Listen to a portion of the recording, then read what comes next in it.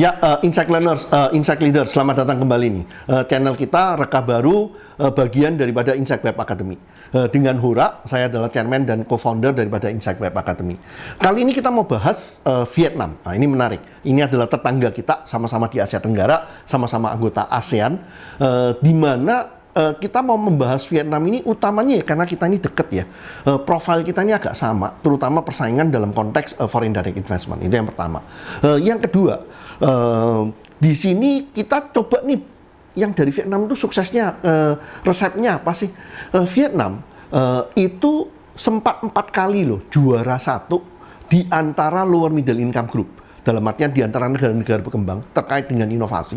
Tahun 2017, 2019, 2020, 2021 Vietnam nomor 1. Baru di tahun 2022 dia disalip sama India nih. Tapi tetap kan Vietnam menunjukkan sebagai negara berkembang kita bisa inovatif. Kita bisa berinovasi. Itu yang kita mau lihat nih. Mari coba kita analisa bareng-bareng.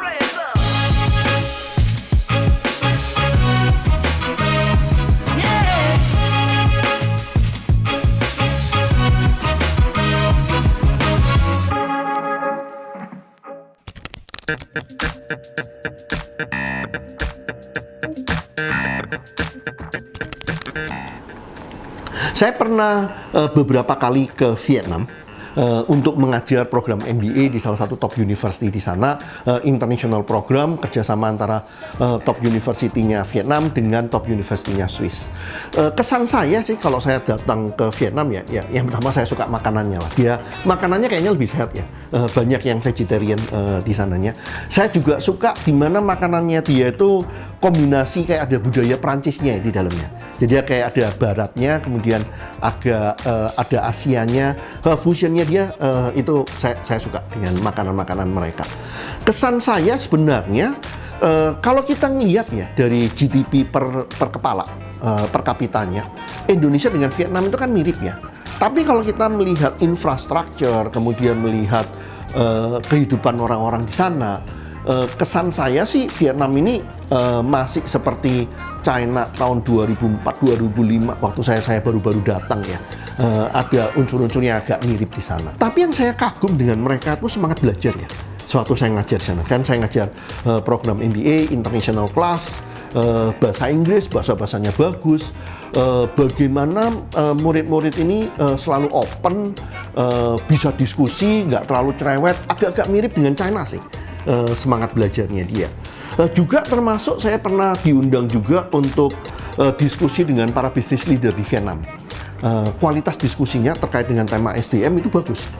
Itu bagus. Walaupun kalau kita ngomong sophistication terhadap kayak tools, teori-teori human resource, mungkin kita Indonesia lebih American minded ya. Jadi kita relatif lebih depan kalau dalam konteks itu.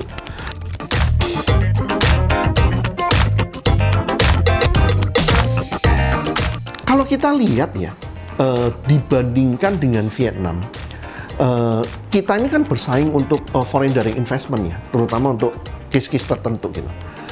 Dan di sini Vietnam ada beberapa kali itu melewatin kita loh, terutama terkait dengan kita tahu ya 2016, 2017, 2018 itu kan secara global ya, global logistik, global supply chain, mereka akan lihat mereka tidak bisa tergantung dengan China, tidak bisa put into one basket ya, semuanya dimasukkan dalam satu keranjang. Mereka mulai diversifikasi. Itu kan kita ngelihat banyak investasinya pindahnya ke Vietnam loh. Indonesia agak ketinggalan di sini. Kemudian yang berikutnya lagi Cina sendiri, perusahaan-perusahaan Cina karena naiknya cost di sana, mereka merelokasi. Itu banyak yang ke Vietnam loh. Di Indonesia terkait dengan manufacturing, kita agak keteteran juga dalam persaingan ini. Nah, apalagi nantinya kalau terkait dengan inovasi ini, karena kalau negara yang lebih inovatif, terutama juga kalau kita ngelihat di konteksnya Vietnam ini, kekuatannya dia kan di creative output ya. Dan creative outputnya itu kalau kita ada 3 kriteria, dia kan yang di atas, intangible assets, dia bagus banget loh. Setelah itu kalau di tengah juga masih lebih bagus dari Indonesia, walaupun Indonesia juga kuat ya, creative good export. Tapi begitu ke yang paling bawah, ini yang kita ngomongin tentang teknologi base ya. Kita bicara tentang apps, kita bicara tentang internet. Wah itu kita PR-nya cukup banyak, walaupun kita mungkin menang di dalam artian financing ya. Kalau kita ngelihat jumlah unicorn kita di Indonesia kan, kita Indonesia 13, pasti 107 itu kalau nggak salah India. Kemudian Vietnam hanya punya 4 ya di sininya. Tapi kalau secara persentase, kalau kita ngelihat lagi ya, kekuatannya Vietnam, beberapa unicornnya dia, itu game producer loh. Jadi makanya mereka benar-benar teknologi base ya. Kalau di Indonesia kan unicorn kita itu rata-rata adalah bisnis model kan, e-commerce seperti Gojek, bukan yang develop teknologinya di sininya. Nah itu nanti yang persaingannya kan. Foreign direct investment memang ada yang ke arah kayak manufacturing, itu Vietnam lumayan kuat. Indonesia mungkin banyak big investmentnya itu ada hubungannya dengan natural resources yang kita punya ya di sininya. Persaingannya nanti kan di dalam hal masa depan kita bicara tentang teknologi base-nya kan, tentang startup misalnya. Itu salah satu yang akan menjadi persaingan kita. Kembali lagi ke foreign direct investment di sininya. Kalau kita ngelihat secara market sophistication, itu Indonesia dengan Vietnam sebenarnya agak mirip, bahkan Indonesia sedikit lebih tinggi nih. Tapi kita kalahnya apa? Kalau orang investasi kan bicara tentang productivity ya, di mana dalam konteks ini, di dalam outputnya, itu Vietnam kuat loh. Secara prinsip kan inovasinya Vietnam itu bukan karena dia gila-gilaan berinvestasi di innovation. Investasinya dia kan secara ranking lebih rendah daripada investasi input untuk innovation, lebih rendah daripada output untuk innovation kan. Yang berarti innovation di mereka itu sangat efektif, agak-agak mirip dengan China.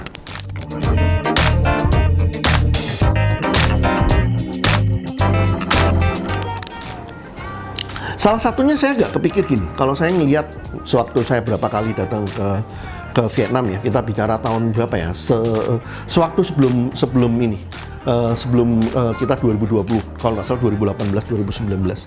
Waktu itu kan kesan saya, kalau kita ngelihat ke Vietnam, ada miripnya dengan China dalam artian gini, ini kan negara yang baru tahun 86 mulai membuka diri ya dengan program mereka Doi Moi ya. Kurang lebih 10 tahun setelah China di sananya. Setelah itu kan sebelumnya kan mereka banyak perang dengan Perancis, perang dengan Amerika, perang dengan China. Jadi ini suatu negara yang tough ya, yang jagoan juga nih, karena rata-rata perangnya mereka kan kurang lebih menang juga 3 kali perang dengan negara-negara yang hebat ini. Tapi kalau kita ngelihat itu kan berarti negara yang dulunya tertutup, dan di awal daripada mereka membuka diri, harusnya bahkan boleh dibilang jauh lebih miskin dari Indonesia. Bagaimana mereka catch up, itu kan mereka bisa melakukan, kalau yang saya lihat di China itu kan kayak semacam lompatan teknologi ya, karena mereka sebelumnya tidak punya. Kayak misalnya gini, kita tahu tentang ini ya, yang dibilang Alipay, kemudian WePay, itu kan mirip dengan OVO, GoPay-nya Indonesia ya. Di China itu kan menjadi salah satu negara pertama kan, bahkan lebih duluan daripada Amerika, yang hal seperti ini bisa meluas gitu. Itu salah satunya kan terutama karena di China sebelumnya kartu kredit nggak terlalu ada gitu. Dalam artian ada semacam suatu fondasi yang tidak ada, karena itu menawarkan suatu sistem pembayaran yang baru itu jauh lebih gampang dibandingkan dengan negara seperti Indonesia. Contoh berikutnya, kalau di China kita ngomong mobile phone-nya China itu kan jauh lebih advance ya. Salah satunya karena mereka nggak punya fixed line kan, sehingga mereka melakukan suatu lompatan teknologi. Dan itu yang saya perhatikan di Vietnam, ada case yang agak sedikit mirip ke arah sana.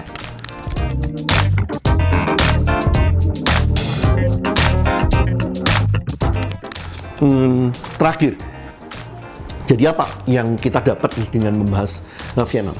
Mungkin buat saya yang pertama, yang namanya negara berkembang itu bukan berarti kita tidak bisa berinovasi loh. Malah sekarang itu potensi kita lagi gila-gilaan.